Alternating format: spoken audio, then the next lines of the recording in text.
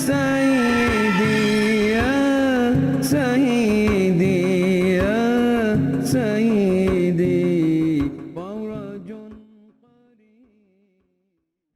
السلام علیکم ورحمۃ اللہ وبرکاتہ. الحمد للہ رب العالمین والصلاة والسلام علی سید المرسلین وعلی آلہ وصحبہ اجمعین. اما بعد.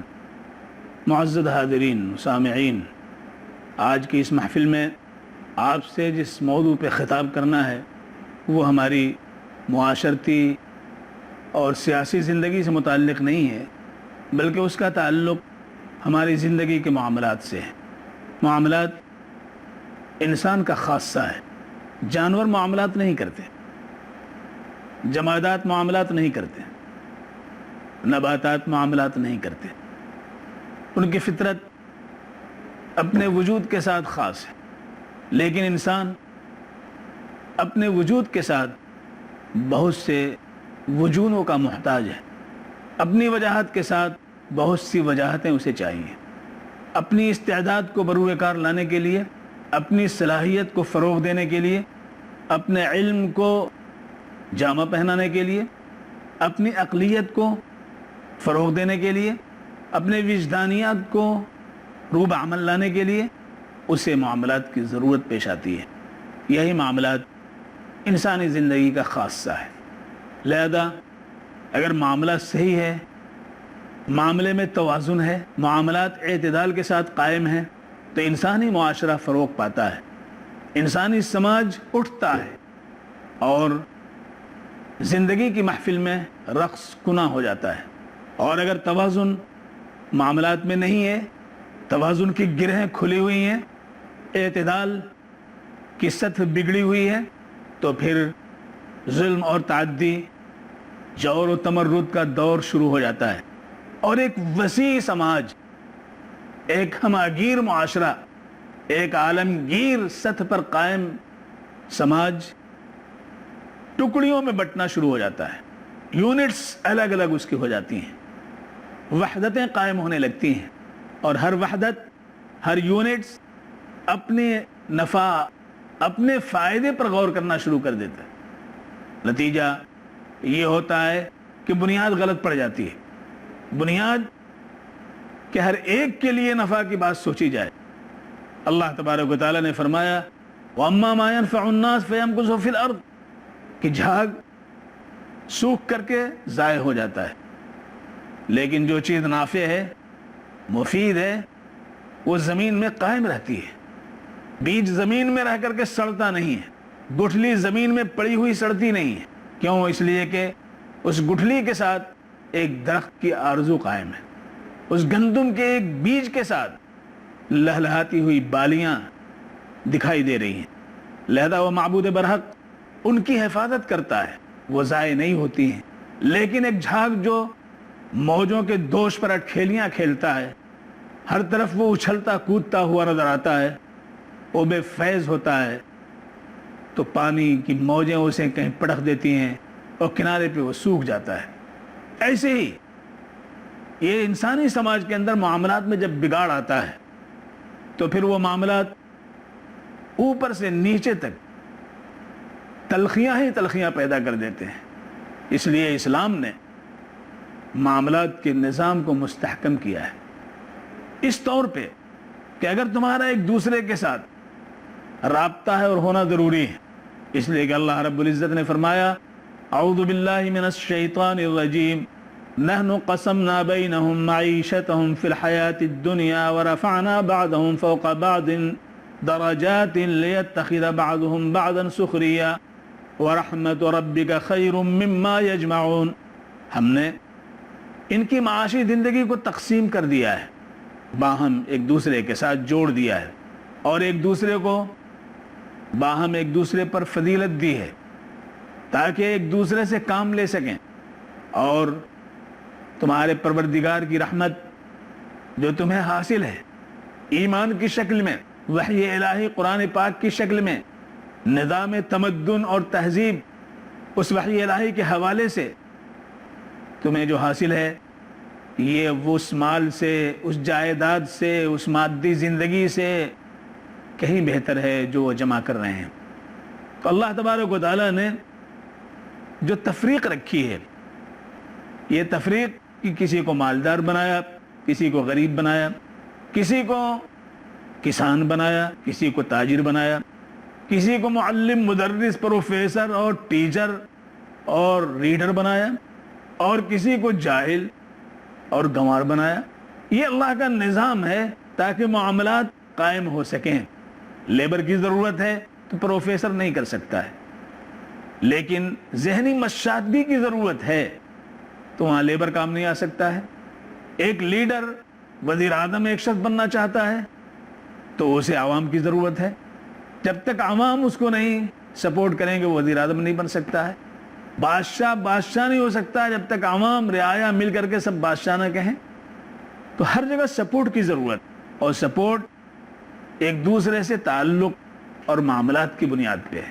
وہ معاملات اگر خوشگواری کے ساتھ قائم ہیں تو زندگی کا قافلہ اپنے رخ پہ ہدف کو پانے کے لیے مستی اور سرمستی کے ساتھ آگے بڑھتا رہتا ہے، اور اگر اس کے اندر اعتدال و توازن نہیں ہے تو بگڑتا چلا جاتا ہے۔ اسی لیے معاملات کی بنیاد ایفا پہ ہے، پورا کرنے پہ ہے۔ لہذا اللہ رب العزت نے سب کو مخاطب کر کے کہا ہے، چاہے وہ رعایا ہو، چاہے وہ محکوم ہو، چاہے وہ خادم ہو، چاہے وہ مخدوم ہو، چاہے وہ امیر ہو، چاہے وہ غریب ہو، چاہے وہ دیہاتی ہو، چاہے وہ شہری ہو، چاہے وہ جاہل ہو، چاہے وہ پڑھا لکھا ہو، چاہے وہ پروفیسر ہو، چاہے وہ لیبر ہو، چاہے وہ کام کرنے والا مستری ہو، چاہے وہ مشین مین، فورمین ہو، سب کو مخاطب کر کے ایک دوسرے کے ساتھ معاملہ جب ہو اور وعدہ ہو تو ایفاء عہد کرو۔ یا ایھا الذین آمنوا اوفوا بالعہود، اے ایمان والو عہد کو پورا کرو، عہد کو پورا کرو۔ یہ عہد ایک قسم ہے، جس طرح قسم کھانے کے بعد انسان اس بات کے لیے تیار ہوتا ہے کہ اس کو کرے گا، ضمانت ہے اس کی طرف سے، ایسی عہد جب کرتا ہے تو گویا کہ وہ ضمانت دیتا ہے کہ اس کام کو انجام دے گا۔ لہذا اس کی خلاف ورزی کرنا، اس کے خلاف جانا، یہ بہت بری چیز ہے۔ اللہ نے فرمایا دیکھو عہد و معاہدہ باہم معاملات میں آئیں گے، لیکن نیکی والے کام میں، اچھے اور بھلائی کے کاموں میں تو باہم تعاون کرو، لیکن برائی کے کام میں، گناہ کے کام میں کبھی بھی ایک دوسرے کا ساتھ نہ دو۔ اس لیے کہ یہ چیزیں جو ہیں معاملات کو خراب کریں گی، اور معاملات خراب ہوگا تو سماج کا توازن، بیلنس ختم ہو جائے گا۔ اور آپ جانتے ہیں گاڑی چل رہی ہو اور اس کے چکے میں بیلنس نہ ہو تو ظاہر ہے کہ چلانے والا پریشان ہو جائے گا، جس طرف لے جانا چاہتا ہے دوسری طرف وہ گاڑی بھاگنے لگے گی۔ لہذا ضرورت ہوتی بیلنسنگ کی، اس کو لے جائے، بیلنس کرائے۔ اللہ تبارک و تعالیٰ نے اسی لیے اللہ کے رسول صلی اللہ علیہ وسلم کے ذریعے معاملات کے عملی پیکر کو ہمارے سامنے پیش کیا۔ معاملات کریں، آپ سے تجارت اللہ نے کرائی تاکہ تجارت کے اصول عملی طور پہ ہمارے سامنے آ جائیں۔ تاجر گویا کام کرنے والوں میں متوکل ہوتا ہے۔ ایک کسان تو بیج ڈالتا ہے، اسے یقین ہے کہ اس بیج سے انشاءاللہ کئی بالیاں نکلیں گی اور ہر بالی میں دانے آئیں گے۔ ایک باغباں باغ لگاتا ہے، اسے یقین ہے کہ اس باغ سے ہم کو پھل ملے گا، شاخیں پھلوں سے بھری ہوں گی۔ لیکن ایک تاجر جب بیٹھتا ہے تو وہ یہ نہیں فیصلہ کر سکتا کہ اس کے پاس کتنے گاہک آئیں گے۔ ہاں، اللہ کے حوالے وہ بیٹھا ہوا ہے، متوکل ہے۔ تو سب سے زیادہ جو اہم صفت توکل کی ہے، ایک تاجر کو اللہ تبارک و تعالیٰ عطا فرماتے ہیں۔ لہذا اسی توکل کے بنیاد پہ گاہک اس کے ہاں پہنچتے، اللہ پہنچاتا ہے، وہ نہیں پہنچاتا۔ لہذا آپ دیکھتے ہیں کہ ایک شخص ہے، اس کے ہاں گاہک آ رہے ہیں، دوسرے ہاں نہیں آ رہے ہیں، اس کی دکان ویسی، اس کی دکان بھی ویسی، اس کا شو روم بھی ویسی، اس کا بھی شو روم ویسی، لیکن ایک کے ہاں آتے ہیں، دوسرے کا کم آتے ہیں۔ یہ کیوں ایسا ہوتا ہے؟ اللہ تبارک و تعالیٰ دکھاتے ہیں، یہ بھی ہم کرتے ہیں۔ اللہ رب العزت معاملات کے لیے حکم دے، معاملات صحیح رکھو، کسی کی زمین پر ہاتھ نہ مارو، کسی کی جس طرح عصمت لوٹنا یہ غلط ہے، بری بات ہے، ایک اچھے سماج کے لیے کسی طرح سے مناسب نہیں ہے۔ اسی طرح کسی کی جائیداد کو ہڑپ لینا، کسی کے کھیت پہ قبضہ کر لینا، کسی کی کھیتی کو کاٹ لینا، یہ بھی اچھی بات نہیں، معاملات خراب ہو جائیں گے اس سے۔ اور پھر اللہ رب العزت ہی صاف صاف کہتے ہیں کہ ہم ہی کرنے والے ہیں، اور اس میں جب انسان گڑبڑی کرتا ہے تو ظاہر ہے کہ اللہ تبارک و تعالیٰ کو جلال آتا ہے، اللہ کا غضب بھڑکتا ہے۔ ناظرین، ایک چھوٹے سے بریک کے بعد پھر آپ کے حضور میں حاضر ہوں گے۔ معزز سامعین، اس بریک کے بعد پھر ہم حاضر ہیں اور یہ چاہتے ہیں کہ آپ بغور سماعت فرمائیں۔ معاملات کے سلسلے میں یہ بات ذہن میں رکھنی چاہیے کہ معاملات کی سلسبیل اللہ رب العزت نے قائم فرمائی ہے۔ جو اسے گندا کرے گا، جو اسے گدلا کرے گا، جو اس میں تنکے ڈالے گا، جو اس میں مٹی ڈالے گا، جو اس میں غلاظت ڈالے گا، اللہ کا غضب اس پہ بھڑکے گا، اللہ کا غضب اس پہ بھڑکے گا۔ یہی وجہ ہے کہ آپ دیکھیے قرآن پاک کے اندر قوم شعیب پر اللہ کا جو عتاب آیا ہے، اللہ کا جو غضب آیا ہے، آسمان سے انگارے برسے ہیں، آگ کی بارش ہوئی ہے۔ آپ نے نہیں سنا ہوگا کہ آسمان سے بارش ہوئی اور آگ کی بارش ہوئی۔ آسمان سے پانی کے قطرے، پانی کی بوندیں گرتی ہیں، بارش ہوتی ہے۔ یہ تو ہے بادل پھٹ جائے اور ایک سارا پانی آ جائے، تباہی و بربادی پھیل جائے، یہ ایسا ہوتا رہتا ہے۔ لیکن آگ کی بارش ہو، لیکن جب اللہ کا غضب بھڑکتا ہے، معاملات خراب ہوتے ہیں، تو لوگوں ایسا بھی ہوتا ہے۔ دنیا کی قوموں میں سب سے پہلی قوم ہے جس نے معاملات کو خراب کیا ہے، وہ قوم شعیب ہے۔ قوم شعیب کا تمدن بڑھ چکا تھا، بڑی بڑی منڈیاں تھیں ان کی۔ وہ جس علاقے میں تھے اس کو مدین کہا جاتا تھا، گویا سٹی، تمام سٹیز، شہروں کا وہ گیا کہ ایک بڑا شہر تھا جہاں وہ قوم آباد تھی۔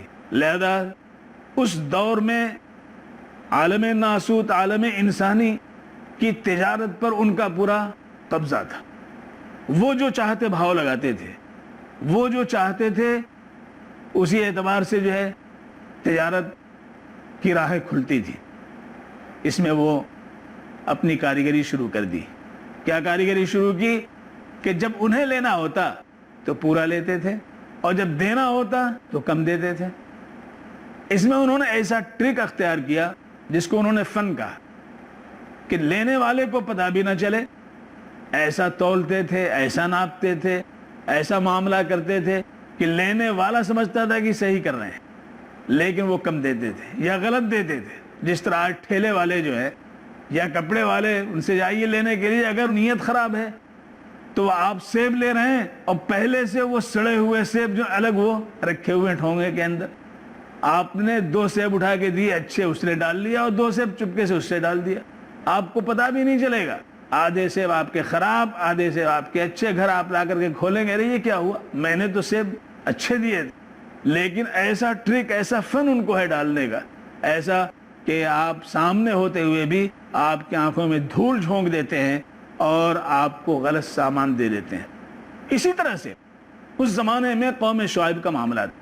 اللہ تبارک و تعالیٰ نے حضرت شعیب علیہ السلام کو مبعوث فرمایا اور ان سے کہا کہ جا کر کے انہوں دعوت دو کہ اللہ نے تمہیں یہ مال و دولت دیا ہے، اللہ نے تمہیں یہ ہولڈ دیا ہے پورے گویا کہ تجارتی دنیا پہ، سرمایہ کے اوپر تمہیں آج یہ موقع عطا فرمایا ہے، تو تم لوگوں کے ساتھ معاملات جو ہے خراب نہ کرو۔ بقیت اللہ خیر لکم ان کنتم مومنین، اللہ نے جو تمہیں سرمایہ دیا ہے، جو بہت سے اس کے علاوہ چیزیں دی ہیں، وہ بہت خیر کا حامل ہے، بہت زیادہ اللہ نے اس میں جو ہے برکتیں رکھی ہیں، اگر تم جان لو، اگر تمہیں اس کا پتہ ہو۔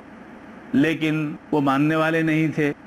جب حضرت شعیب علیہ السلام نے انہیں دعوت دی اور کہا کہ دیکھو اللہ کے سوا کوئی معبود نہیں ہے، وہی معبود ہے، وہی قابل پرستش ہے، اور دوسری بات یہ ہے کہ دیکھو پورا پورا تولو، پورا پورا ناپو، اوفوا الکیل والمیزان ولا تبخسوا الناس اشیاءهم ولا تعثوا فی الارض مفسدین۔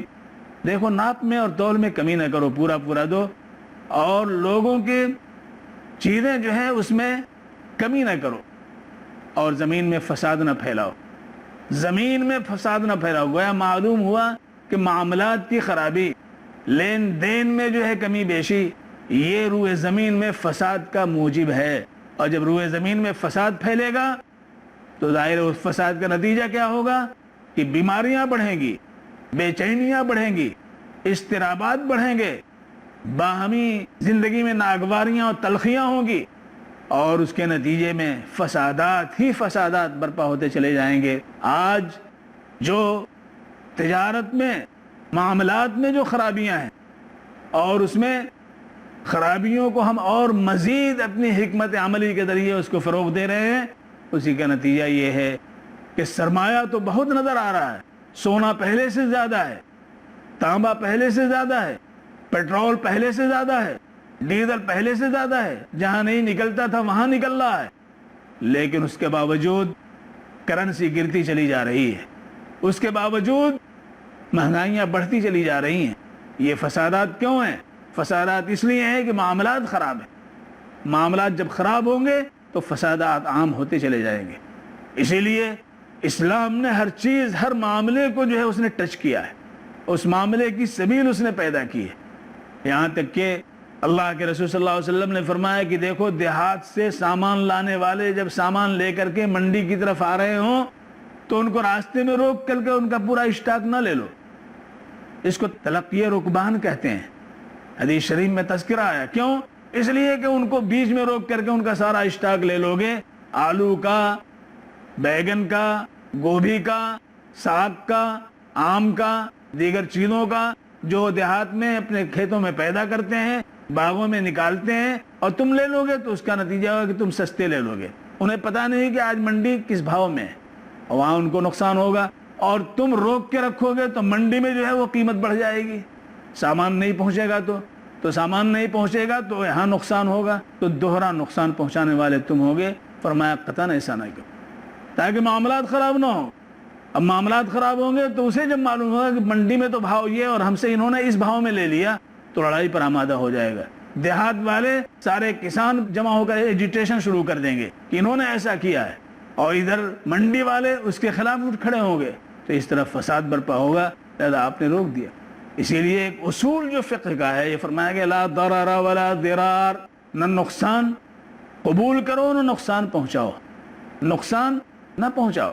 اور مومن کے تعلق سے سادگی تو ہے اس کے اندر، لیکن نقصان اٹھانا بھی یہ بھی صحیح نہیں ہے کہ اس سادگی میں آپ نقصان اٹھائیں، لیکن یہ نہیں کہ وہ سادگی میں نقصان بار بار اٹھاتا رہے، بلکہ اس کو چاہیے کہ وہ اپنا جائزہ لے، معاملات بگڑنے نہ پائیں۔ اللہ کے رسول صلی اللہ علیہ وآلہ وسلم نے جو قرآن پاک آپ پہ نازل ہوا، قوم شعیب کے واقعات کو تفصیل سے قرآن پاک نے بیان کیا۔ اس بیان کے ذریعے اللہ کے رسول صلی اللہ علیہ وسلم نے ہمیں یہ شعور انجیکٹ کیا ہے کہ دیکھو، معاملات پر تمہاری گہری نظر ہونی چاہیے۔ یہ نظام بگڑے گا تو نظام کائنات میں تخلل واقع ہوگا، لہذا معاملات کی سلسبیل جو ہے وہ جاری رہے۔ تو قوم شعیب نے نہیں مانا۔ قوم شعیب نے کہا، حضرت شعیب کو مخاطب کر کے، قالوا یا شعیب اصلاتک تأمرک ان نترک ما یعبد آباؤنا او ان نفعل فی اموالنا ما نشاء انک لانت الحلیم الرشید۔ انہوں نے کہا، اے شعیب، کیا تمہاری نماز اس بات کا حکم دیتی ہے کہ ہم اپنے آباء و اجداد کے طریقہ عبادت کو چھوڑ دیں، اور اپنے مال میں ہم جو تصرف کرنا چاہ رہے ہیں، اپنے سرمایے میں جو ہم تصرف کرنا چاہ رہے ہیں، اس کو بڑھانا چاہ رہے ہیں، اس کو ہم چھوڑ دیں؟ تمہاری کیسی نماز ہے؟ کیسی بات کہہ رہے ہو؟ ہم تو تمہیں بہت اچھا سمجھتے تھے، بڑے نیک سمجھتے تھے، تم یہ باتیں کیا کر رہے ہو؟ حضرت شعیب سمجھاتے رہ گئے، لیکن قوم نہیں مانی۔ تو انہوں نے کہا، رب کریم، میں نے پوری کوشش کر لی، وما توفیقی الا باللہ، توفیق تو اللہ ہی کے ذریعے۔ پھر اللہ تبارک و تعالیٰ کا عذاب آیا۔ لوگوں، بارش رک گئی تھی، بارش نہیں ہو رہی تھی، بارش کے لیے لوگ تڑپ رہے تھے۔ اچانک دیکھا کہ ایک طوفان اٹھا اور ابر کے مرغولے اٹھے، بدلیاں، بہت گہری کالے رنگ کی بدلیاں اٹھی۔ وہ خوشی سے ناچنے لگے کہ آج خوب بارش ہوگی، خوب بارش ہوگی۔ حضرت شعیب نے کہا، بارش نہیں ہوگی بلکہ اللہ کا عذاب ہے، اللہ کا عذاب ہے۔ عذاب آیا، بارش کے بجائے آگ کے انگارے برسے، اور ایسا انفجار ہوا، ایسا دھماکہ ہوا کہ اس دھماکے کی آواز سے ساری قوم ایک لخت ختم ہو گئی، ایک فرد نہیں بچا، ایک فرد نہیں بچا۔ ان کی منڈیاں، ان کے محلات، ان کے بازار، ان کی سڑکیں، ان کے باغات، ان کی جائیداد، ان کے ایک متنفس کو نہیں بچا سکے، سب کے سب ختم ہو گئے معاملات کی خرابی کی بنیاد پہ۔ قرآن پاک یہ واقعات سنا کر کے تمدن کے اونچے مرتبے پر وہ فائز تھے، تہذیب آشنا وہ تھے، علم انہیں حاصل تھا، لیکن نبی کی بات انہوں نے نہیں مانی۔ معاملات کو اپنے درست نہیں کیا تو اللہ تبارک و تعالیٰ کا عذاب آیا لوگوں. لہذا قرآن پاک ان واقعات کو سنا کر کے اس بات کی دعوت دیتا ہے کہ اپنے معاملات کو ہم صحیح کریں, اپنے معاملات کی فکر کریں. تجارت میں جو معاملات کو درست رکھے گا اور اسی سے ساری چیزیں وجود میں آتی ہیں, لہذا نظام معاملات کو اسلام درست رکھنا چاہتا ہے. ہمارا فرض ہے کہ اس نظام کو ہم درست کریں اور اس نظام کے حوالے سے جو ہمارے اندر خامیاں ہیں, جو کوتاہیاں ہیں, جو غلطیاں ہیں, اس کا جائزہ لیتے رہیں. جائزہ لینا انسان کا ایک فریضہ ہے. عقل مند انسان جائزہ لیتا رہتا ہے. اسی لیے اللہ کے رسول صلی اللہ علیہ وسلم نے پوچھا, بتاؤ عقل مند کون ہے, عقل مند کسے کہتے ہیں؟ پھر جواب آپ نے دیا, الکیس من دان نفسہ وعمل لما بعد الموت والعاجز من اتبع نفسہ ہواہا وتمنا علی اللہ. عقل مند وہ شخص ہے جو اپنے عمل کا, اپنی ذات کا, اپنے اخلاق کا, اپنے معاملات کا, اپنی کوششوں کا جائزہ لیتا رہتا ہے. کہاں اس سے چوک ہوئی اور کہاں اس نے صحیح کام کیا ہے, کتنا اس نے کمایا, کتنا گنوایا, کتنا حاصل کیا اور کتنا کھویا. یہ جب وہ کرتا ہے تو عقل مند ہے. آج گنوایا کل پانے کے مقام پہ ہوتا ہے. والعاجز من اتبع نفسہ ہواہا وتمنا علی اللہ. اور عاجز, احمق, درمادہ, بیوقوف, ناکارہ کون شخص ہے؟ وہ ہے جو امید باندھتا ہے, آرزو کرتا ہے, اپنے خواہشات کے پیچھے پڑا رہتا ہے اور یہ سمجھتا ہے کہ اللہ تبارک و تعالیٰ تو معافی فرما دے گا. اللہ کے حضور میں تمنائیں قائم کرتا ہے. لوگوں وہ شخص ناکارہ ہے. اللہ ہم سب کو کئی سو عقل مند بنائے اور ہر قانون الہی جو ہمارے نظام کو درست کرنے کے لیے سمجھنے کی توفیق عطا فرمائے. وآخر دعوانا الحمد للہ رب العالمین.